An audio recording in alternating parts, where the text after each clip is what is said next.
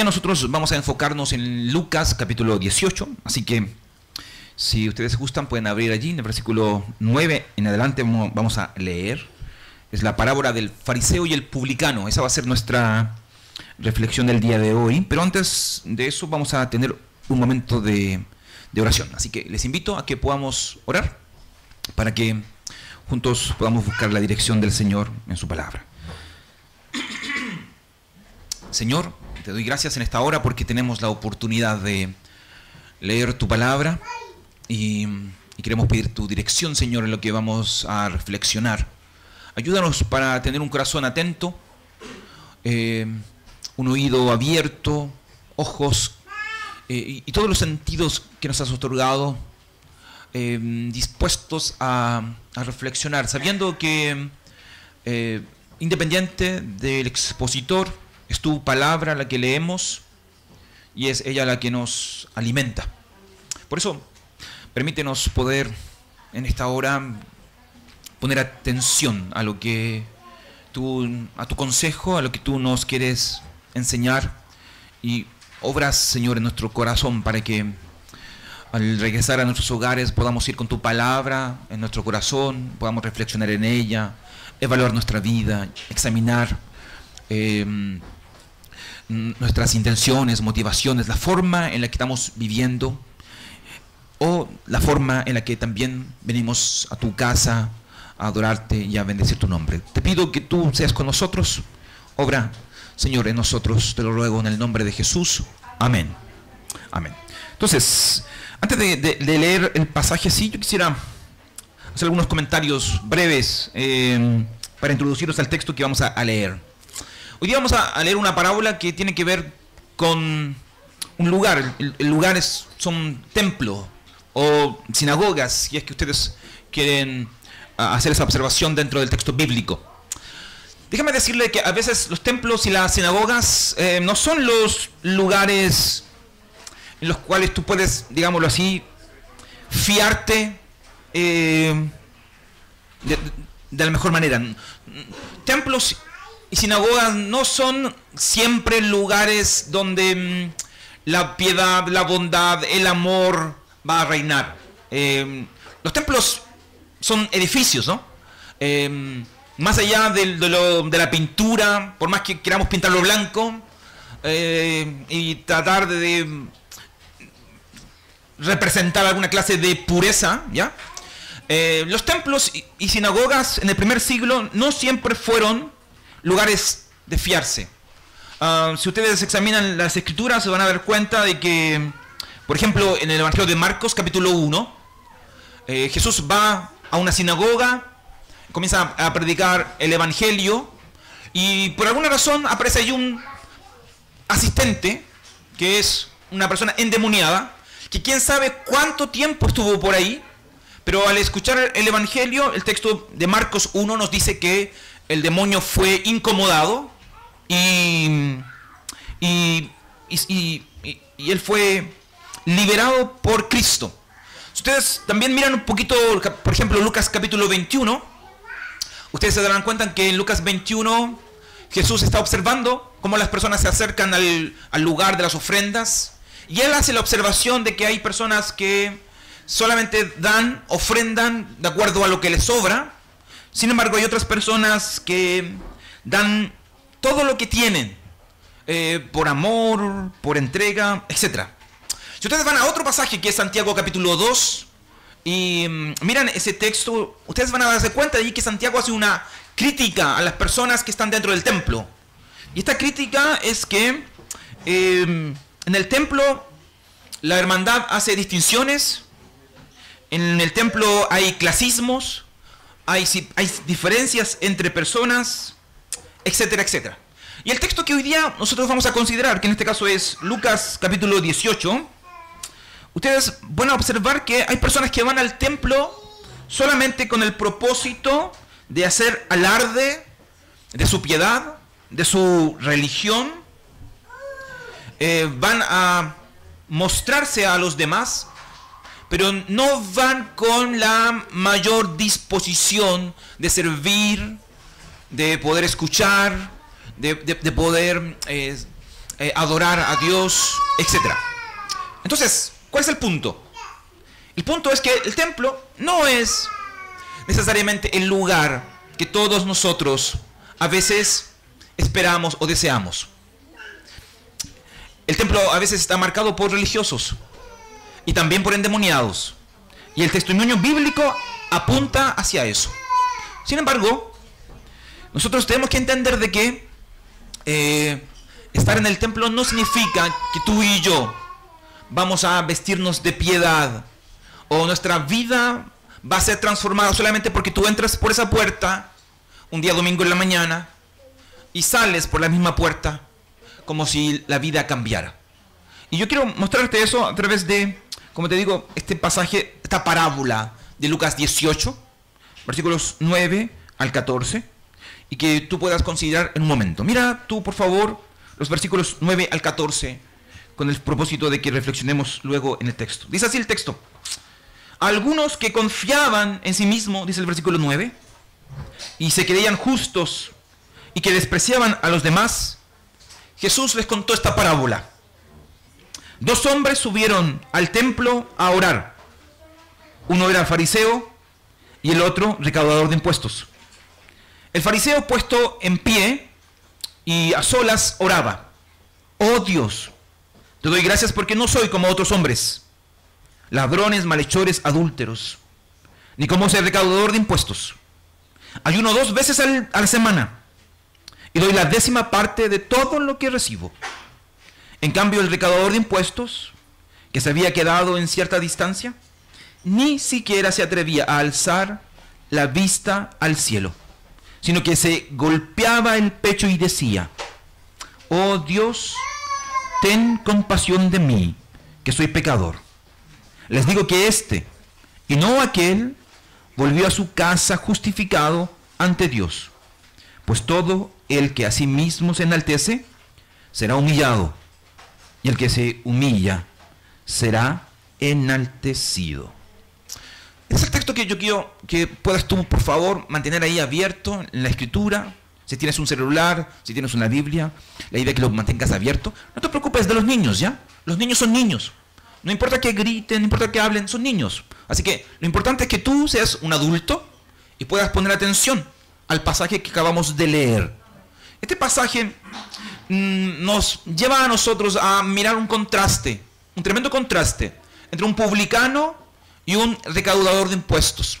Tú y yo nuevamente volvemos al Evangelio de Lucas. Ustedes recuerdan, en diciembre estuvimos aquí y estuvimos observando que Lucas es un evangelio escrito por un gentil, que es Lucas, el médico, hacia otro gentil, que es Teófilo, el excelentísimo Teófilo, donde busca Lucas de alguna u otra manera mostrarle a Teófilo de que la fe en Cristo es una fe verdadera, que la religión que se inicia con Cristo es diferente a todas las demás religiones y que en ese sentido hay muchas razones para poder creer en el cristianismo. Un cristianismo que está separándose del judaísmo en ese contexto y que también ha entrado en la competencia, digámoslo así, de otros credos y otras religiones. Ahora, cuando tú te enfocas en Lucas 18, hay que entender de que Lucas 18 está dentro de un contexto. Este contexto comienza en el capítulo 14 y que va a abarcar hasta el capítulo 19. Ustedes pueden leerlo en casa si gustan, pero cuando ustedes leen esos capítulos del 14 al 19, ustedes se van a dar cuenta de que Lucas tiene una intención. Él está haciendo un llamado al pueblo de Dios a arrepentirse y a seguir a Cristo, que va camino hacia Jerusalén a morir en una cruz. Hay varias constantes en los capítulos 14 al 19 donde tú puedes darte cuenta de que de alguna forma Lucas, inspirado por Dios, él está redefiniendo lo que es el pueblo que le pertenece a Dios. Se está redefiniendo qué significa ser parte del pueblo de Dios, qué significa pertenecer a Él, donde una de las cosas que se enfatiza es la idea de que pertenecer al pueblo de Dios es creer en Jesús. Pertenecer al pueblo de Dios involucra vivir en humildad, pertenecer al pueblo de Dios involucra depositar nuestra confianza solamente en Él. Ahora, esta parábola de Lucas 18, que es la parábola del publicano y el fariseo, tiene mucha relación con la anterior, en relación a esos asuntos. Por ejemplo, la parábola anterior, ahí en los primeros 8 versos, tú vas a ver esta parábola de oración que también se fomenta acerca de la idea de un juicio. En la parábola que nosotros vamos a considerar también están esos conceptos: justicia, oración, pero su tema principal no es la oración. Su tema principal, como dicen algunos escritores, tiene más relación con salvación que con oración, donde nuevamente se utiliza un principio que nosotros vimos la semana pasada con el joven rico, que es este principio de invertir los papeles. Es decir, aquellos que se creen justos o que creen ser los primeros, Jesús dice, van a ser los últimos, y aquellos que se consideran últimos van a ser los primeros. Eso es una constante en los evangelios, y me parece que es bien interesante considerar esa constante, sobre todo para todos, sobre todo aquellos que creemos que por alguna razón, debido a nuestra posición, nuestro conocimiento, las cosas que hacemos, tenemos algún puesto ganado ante Dios. Jesús constantemente está diciendo: todos aquellos que piensan que tienen alguna posibilidad de ganar el aprecio de Dios por medio de acciones, actividades o actos religiosos y creen tener un puesto, están equivocados. Porque los primeros van a ser últimos, los últimos primeros. Y aquí, en esta parábola, y bajo el concepto que nosotros estamos tratando de trabajar en esta serie de lo que no debe salir de vacaciones y que tiene relación con la santidad, usted se va a dar cuenta que la santidad no necesariamente está relacionado con aquella lista de cosas que tú puedes registrar en tu agenda y examinar al momento de terminar tal vez un día. Vemos aquí a un religioso muy celoso que quizás cualquier iglesia quisiera tener dentro de sus filas, pero que, por impresionante que sea, al finalizar esta parábola te das cuenta de que en comparación al publicano, que no tiene probablemente nada vistoso, él es justificado antes que el fariseo, que es un observador de la ley. Y eso nuevamente también debiera a nosotros llevarnos a pensar un poco de cómo estamos considerando la vida cristiana, de cómo tú y yo evaluamos las cosas, qué es lo relevante en tu piedad, qué es lo que es lo relevante en la espiritualidad, por qué haces lo que haces y por qué lo haces de manera tan recurrente. ¿A quién quieres convencer? ¿Qué es lo que tú quieres lograr? ¿Cuál es la finalidad de por qué venimos a la iglesia, leemos la escritura, oramos, diezmamos, ayunamos si es que lo haces, etcétera? Entonces, yo quisiera concentrarme en 3 ideas. Primero, el motivo de la parábola, que está en el versículo 9. Segundo, estas 2 oraciones en contraste, que están en los versículos 10 al 13. Y por último, el desenlace, que es el versículo 14. Entonces, si tú miras el versículo 9, tú te vas a dar cuenta cuál es el motivo de por qué Jesús escribe o da esta parábola, donde Él confronta a los que confían en sí mismos, a los que se creen justos, y debido a eso desprecian a los demás. Versículo 9. A algunos que confiando en sí mismos se creían justos y que despreciaban a los demás, Jesús les contó esta parábola. Entonces tú, eres muy específico. Aquellos que confían en sí mismos, que se creen justos y que debido a eso desprecian a los demás, Jesús dice: pónganme atención, porque a ustedes les estoy hablando. Ahora, cuando tú observas este motivo, observas el contexto de esto, estos 3 razones que Jesús plantea, evidentemente es para un caso de estudio. Es una persona que involucra un caso de estudio. Tú y yo debiéramos evaluar por qué una persona confía en sí mismo, siendo cristiano, confía en sí mismo, se cree justo y por esa razón desprecia a los demás. Y no solamente una persona así es un caso de estudio, una persona así es un problema pastoral.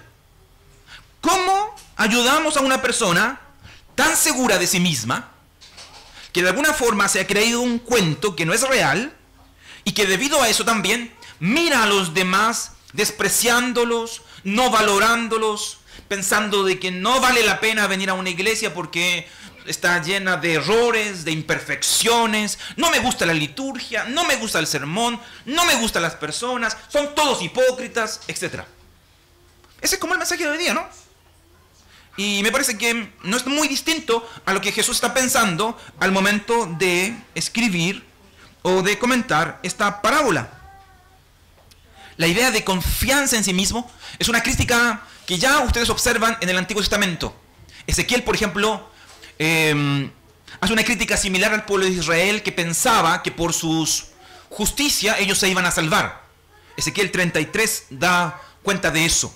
Moisés también comenta un poco acerca de eso cuando escribe algunas advertencias para el pueblo que están registradas en el libro de Deuteronomio, donde él dice de que el pueblo de Dios no debe creer que por su propia justicia ellos toman posesión de la tierra.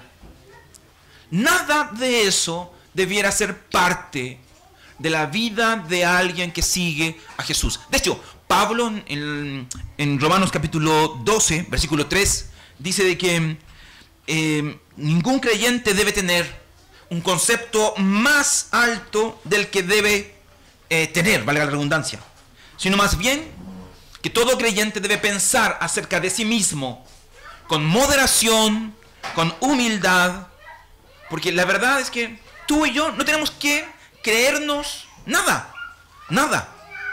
Se cuenta la historia de un rabino que en una ocasión dijo que si no hay más que simplemente dos justos en el mundo, estos dos justos son él y su hijo. Pero si existiera solamente un justo en el mundo, el rabino decía, ese justo yo soy. Yo creo que muchas personas tienen un alto concepto de sí mismo. Y por esa razón es que les cuesta mostrar sus debilidades. Por esa razón es que no son capaces de abrir el juego y viven bajo caretas porque no desean verse débiles, vulnerables ante los demás. Y prefieren mejor mantener una apariencia, actuar excluyendo a otras personas sin entender de que al excluir a otras personas corren el riesgo de excluir también a Dios de su vida. Problema de la autoconfianza es un dramón. Y más todavía cuando ustedes y yo entendemos de que las Escrituras nos hace un llamado a ustedes y a mí. ¿Y cuál es ese llamado? Por una parte, a separarnos del pecador. Una iglesia santa debe separarse del pecado y del pecador. Pero ¿cómo lo hacemos cuando corremos el riesgo de enorgullecernos? ¿Cómo podemos aplicar, por ejemplo, el Salmo 1 cuando el texto nos dice que no debemos caminar por el camino del pecador ni relacionarnos con aquellos que blasfeman? Si por otra parte este pasaje nos dice a nosotros que no debemos tener una opinión muy elevada de parte o en relación a nosotros.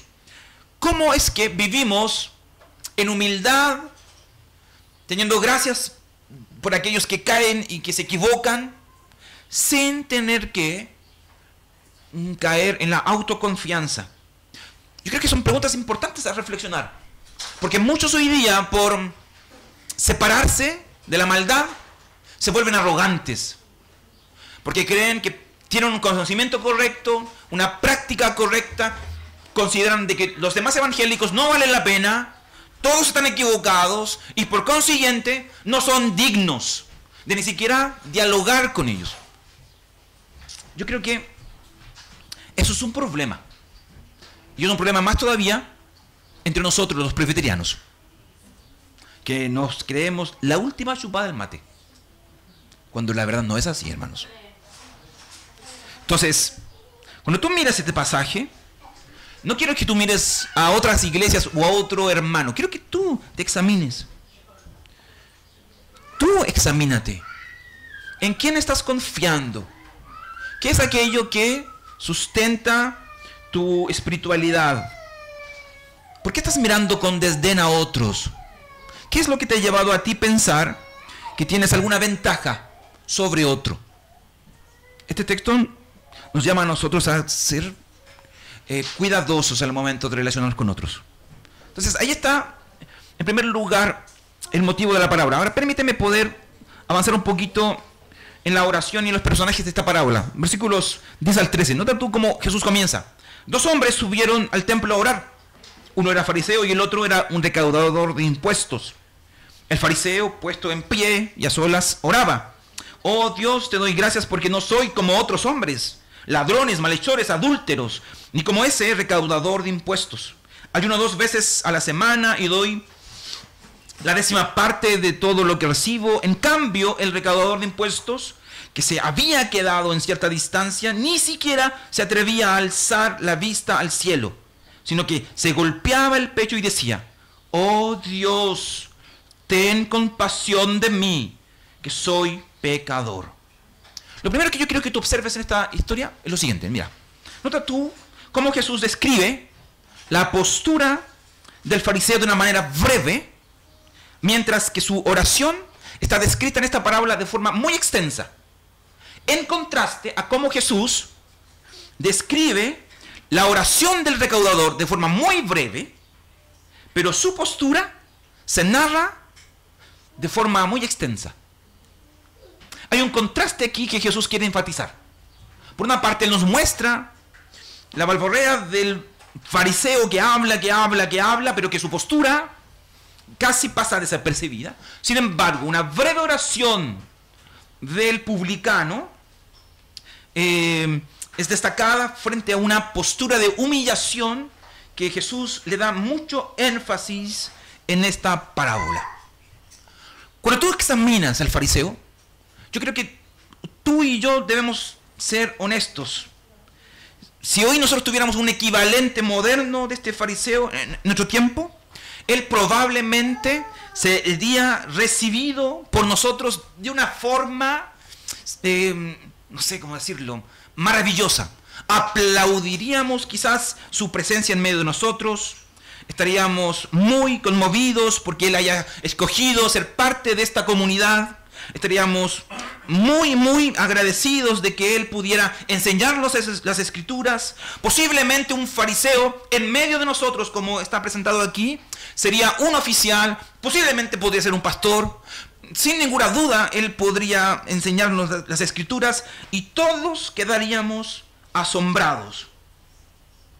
Y eso nos muestra de que nosotros somos capaces de soportar un egoísmo y una devoción rigurosa si viene de una persona que aparentemente es piadosa, decente y otorga contribuciones a la iglesia. Pero por otra parte, si tú buscas un equivalente del publicano en nuestra sociedad, yo te aseguro que nadie se sentaría con él. Que todos le harían, digámoslo así, el vacío. Y probablemente ni siquiera lo saludaríamos o nos despediríamos de él. De hecho, eso pasó hace años atrás. Si ustedes recuerdan, llegó acá a la iglesia en Armando Dufay alguien que se llamaba la Miguelina. Y fuimos un desastre. Fuimos un desastre. Ella se sentó atrás y nadie tuvo la amabilidad de acercarse y saludarse. Como si ella, con el solo hecho de hablar con ella, nos pegara la tiña o nos manchara o nos ensuciara. Yo lo observé, yo estuve ahí. De hecho, yo la invité para que viniera a la iglesia junto con otra persona. Y nadie se acercó a invitarle un café, un jugo. De hecho, yo conversé con ella después. Y de hecho no volvió nunca más. Ustedes saben que ella después murió, ¿no? Si nosotros trajéramos un equivalente a un publicano aquí, le haríamos el vacío. Y obviamente que tú miras el texto y es un contraste tremendo. Si tú miras el texto, mira por favor el texto que estamos considerando. Y observa los contrastes según esta parábola. En cuanto a la ocupación, si tú miras y comparas al fariseo con el publicano, estamos haciendo la comparación de un noble versus un vil ciudadano. En cuanto al porte, si tú miras la parábola, tú observas a un hombre orgulloso versus un vergonzoso que está allí al final del templo, mirando hacia abajo, que no es capaz ni siquiera de levantar los ojos, etc. En cuanto a la evaluación propia, si tú miras a este fariseo, tú observas a un hombre seguro de sí mismo frente a un rastrero que apenas es capaz de pronunciar un par de palabras. Y cuando tú pones esto en contraste, por esa razón es que es impactante. ¿Cómo es posible de que el publicano, que a los ojos de los hombres no vale nada, sea justificado antes que el fariseo? Es algo que ni siquiera en el cine tú puedes observar como un final inesperado. Es un final inesperado. Y de alguna forma Jesús, a través de contraste, nos lleva a nosotros a reflexionar. Porque vemos a un hombre que viene al templo y que en lugar de orar, él viene a informarle a Dios acerca de lo bueno que es él. Es un hombre que mira a Dios, pero que se contempla a sí mismo.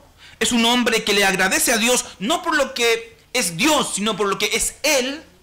Y se jacta no solamente de cumplir la ley, sino que de exceder las demandas que la ley le pide. Él diezma más de lo que debiera diezmar y él ayuna más de lo que debiera ayunar. Y todas esas cosas lo convierten a él en un hombre seguro de sí mismo, orgulloso, pero rechazado por Dios.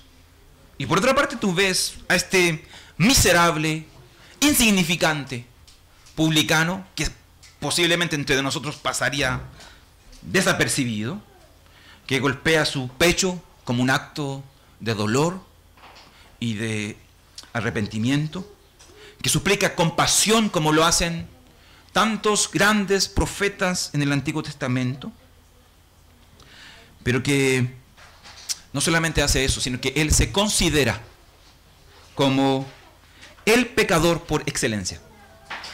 Las traducciones, lamentablemente, no traducen un artículo en esta opinión de sí mismo del publicano, donde el publicano no solamente se considera un pecador.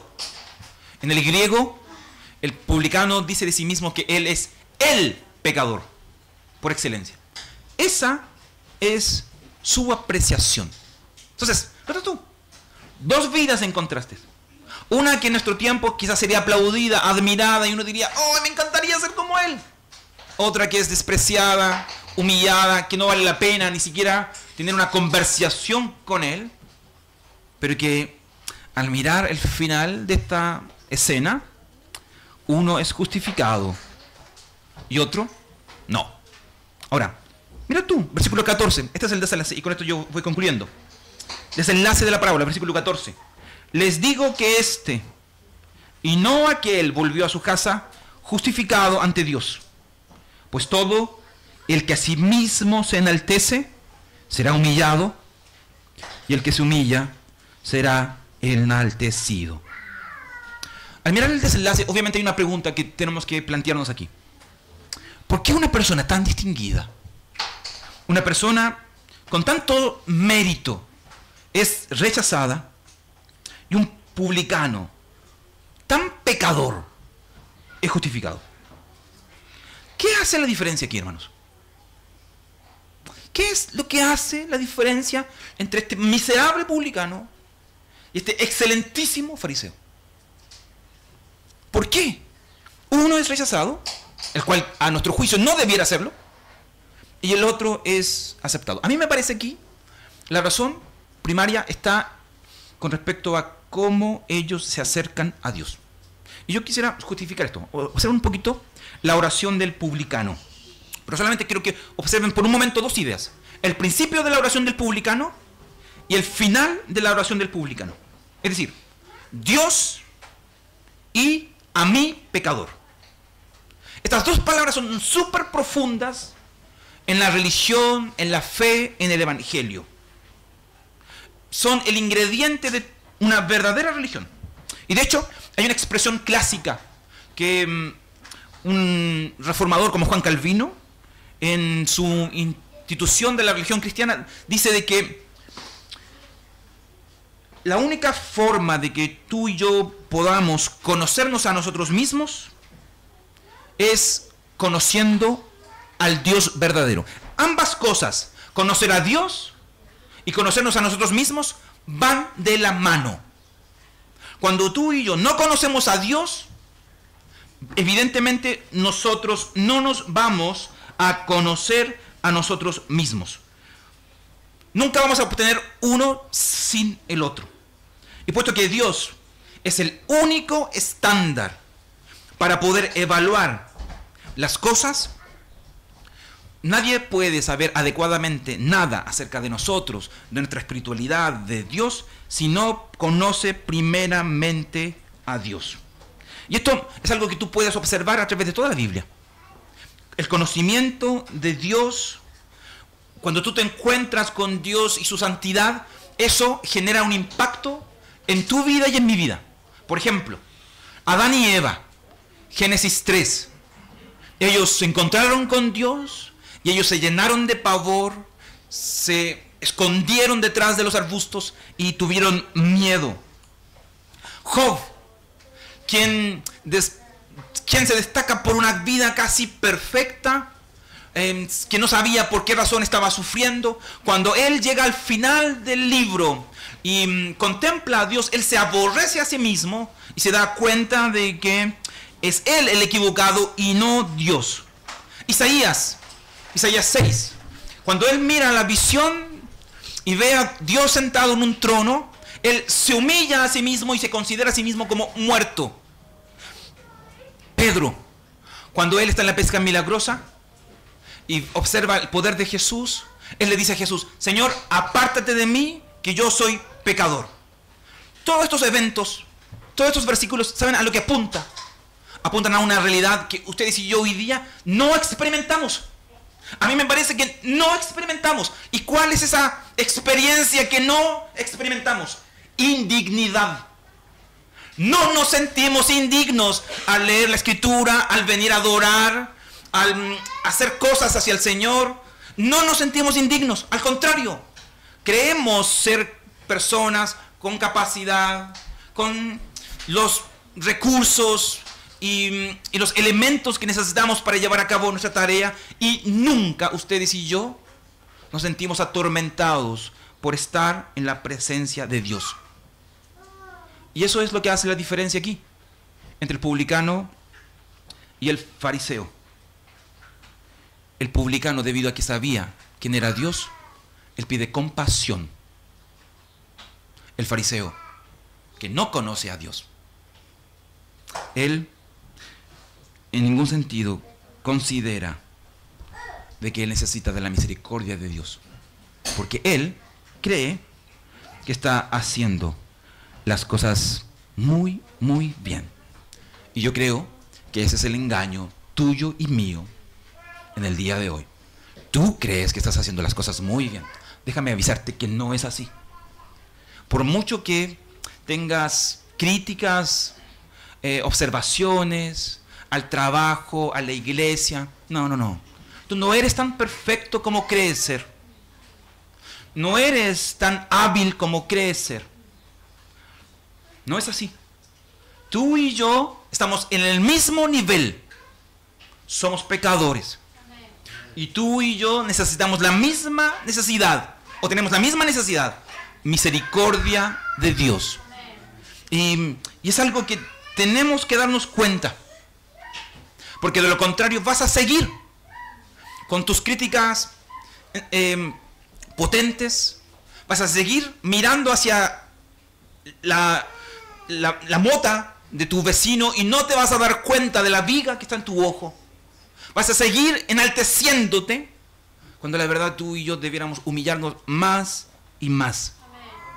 No, esta parábola te enseña a ti que el camino no es el mirar con desdén a los demás. Esta parábola te enseña a ti que tú y yo debemos humillarnos y que necesitamos de Dios, que necesitamos caminar en humildad, que necesitamos entender de que tanto tú como yo necesitamos de Cristo y que tanto tú como yo necesitamos orar el uno por el otro y no a desarrollar críticas encarnadas en las que buscas de alguna manera cambiar algo que no puedes cambiar y que solamente Cristo, por medio de su misericordia, Él puede hacerlo. Déjame decirte que a la luz de esta parábola, un orgulloso no puede orar, porque la puerta del cielo tiene un dintel muy bajo donde tú y yo, para poder acceder al trono de la gracia de Dios, tenemos que hacerlo humillándonos. Tú y yo tenemos que humillarnos. Si tú crees que tus oraciones orgullosas, autosuficientes, son escuchadas por Dios, déjame darte la noticia de que no es así. Y que es por esa razón que quizás las cosas no cambian. Porque eres orgulloso, porque eres orgullosa. Y necesitas beber también de ese trago de humildad, como yo necesito beberlo y como todos nosotros necesitamos beberlo. El orgullo no es el camino para buscar a Dios. El despreciar a los demás no es el camino para buscar a Dios, porque tanto tú como yo necesitamos de Cristo. Y por tanto es hora que asumamos nuestra realidad. Y aquí la pregunta no es ¿qué tan bueno eres tú en relación a otros? La pregunta verdadera aquí es ¿qué tan bueno eres tú en comparación a Dios?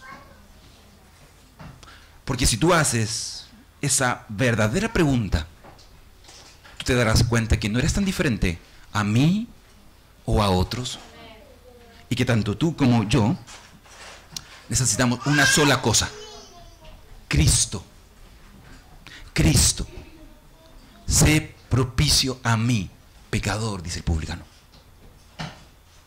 Tu sangre, Jesús, que puede todo limpiarlo, que puede todo cambiarlo, es la que tanto yo como tú y la iglesia es la que necesitamos. Solamente Jesús es la que puede ayudarnos a nosotros a tomar un sorbo de humildad y darnos cuenta que no somos tan buenos como creemos y tampoco lo necesitamos. Necesitamos reconocer nuestra necesidad.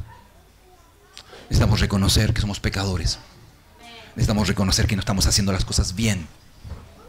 Porque el camino no es mirar con desdén a tu hermano, a la iglesia, a otros, sino que el camino es mirarte ante el espejo del Evangelio y reconocer que somos pecadores y que todos necesitamos de la gracia de Dios para salir adelante.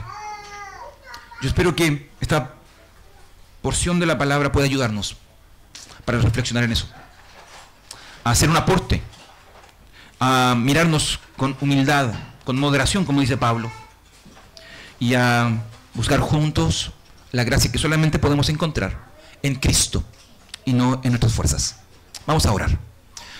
Señor, te pido que nos ayudes al momento de considerar esta parábola. Perdona, Señor, por tantas cosas que hemos dicho de forma equivocada, por la manera en que hemos pensado acerca de nosotros, por el orgullo que atesoramos en nuestro corazón, por creernos el Salvador o la Salvadora del mundo, por intentar tomar tu lugar. Señor, ayúdanos a reconocer quiénes somos al conocerte a ti. Llénanos de pavor, de miedo, de un temor reverente al buscarte. No permitas que nos sintamos seguros como el fariseo en tu presencia. Esa sensación es peligrosa para nuestra vida. Y necesitamos, Señor, entender de que ante tu presencia estamos en un suelo santo, que tú eres santo y que nosotros somos pecadores, y que necesitamos, Señor, no confiar en nuestros méritos o nuestras obras, sino confiar, Señor, solamente en tu gracia, en tu sacrificio. Por eso, aparta de nosotros todo orgullo y permítenos poder, Señor, ser humildes como este publicano, que no es capaz de levantar su mirada, que reconoce que solamente tú eres que puede limpiarlo, reconciliarlo, levantarlo. Gracias te damos por este tiempo de reflexión. Te pido tu bendición en el nombre de Jesús, nuestro Salvador. Amén. Amén.